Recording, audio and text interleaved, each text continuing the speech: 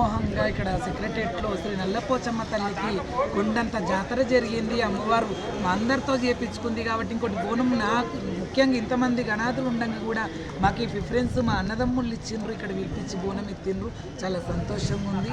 అమ్మవారు నల్లపోచమ్మ అమ్మవారు చాలా సత్యవంతురాలు. పోయిన ఏడాది కూడా అంటే అంతకుముందు ఏడాది పాత సెక్రటరియట్ ఉన్నప్పుడు కూడా అమ్మవారికి బోనం తీయడము, అమ్మవారు 2 కళ్ళు ఎగరేసినట్టు అనిపించింది నాకు. అంత సత్యము ఇక్కడ సెక్రటరియట్లో.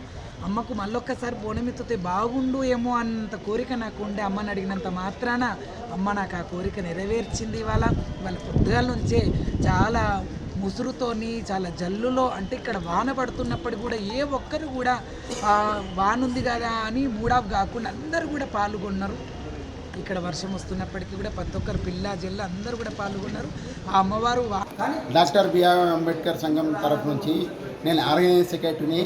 ఈరోజు సిఎస్ మేడం పొన్నం ప్రభాకర్ గారు, మన కొండ సురేఖ్ గారు చాలా విజయవంతంగా చేశారు బోనాలను. గత 10 సంవత్సరాల నుంచి లేనిది ఈరోజు ఉత్తిపడింది. ఆ రోజులు రజాకాల పాలన నుంచి విముక్తి జరిగింది మాకు ఈరోజు రేవంత్ అని వచ్చినందుకు. ఈరోజు జరిగిన బోనాల సందర్భంగా బోనాల